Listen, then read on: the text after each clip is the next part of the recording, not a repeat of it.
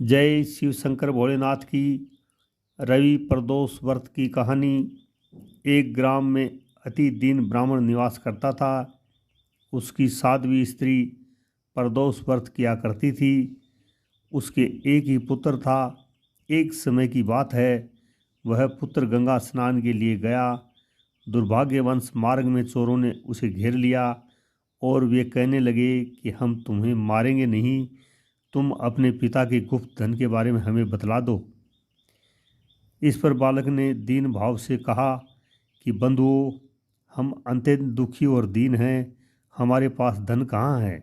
तब चोरों ने कहा कि तेरी इस पोटली में क्या बंधा है। बालक ने निसंकोच कहा कि मेरी माँ ने मेरे लिए रोटियां दी हैं। यह सुनकर चोरों ने अपने साथियों से कहा कि साथियों, यह बहुत ही दीन दुखी और बहुत ही गरीब है, अतः हम किसी और को लूटेंगे।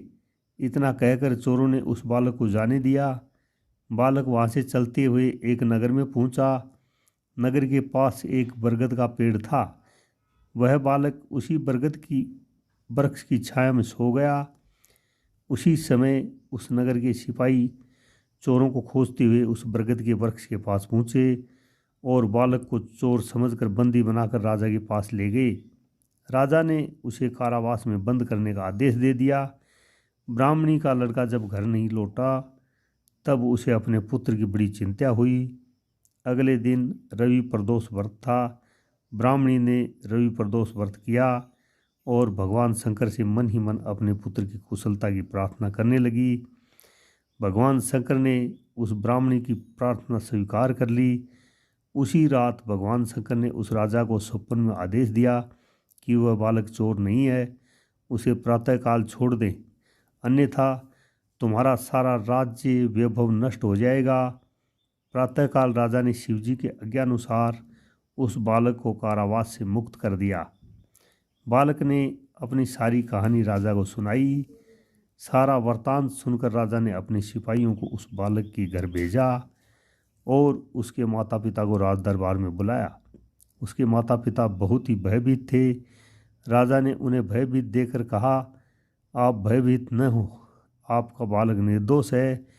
राजा ने ब्राह्मण को 5 गांव दान में दिए, जिससे कि वे सुखपूर्वक अपना जीवन व्यतीत कर सकें। इस तरह ब्राह्मण आनंद से रहने लगा। शिवजी की दया से उसकी दरिद्रता दूर हो गई। यह रवि प्रदोष व्रत का ही उसको जो मिला, रवि प्रदोष व्रत की वजह से ही मिला। अतः जो भी मनुष्य रवि प्रदोष व्रत को करता है, वह सुखपूर्वक और निरोगी होकर अपना पूर्ण जीवन व्यतीत करता है। दोस्तों, रवि व्रत का यही प्रतिफल है। अगर आपको कहानी अच्छी लगी है तो लाइक करें, शेयर करें, सब्सक्राइब करें और कमेंट बॉक्स में जय शिव शंकर भोलेनाथ अवश्य लिखें। जय शिव शंकर भोलेनाथ, जय हो पार्वती मैया।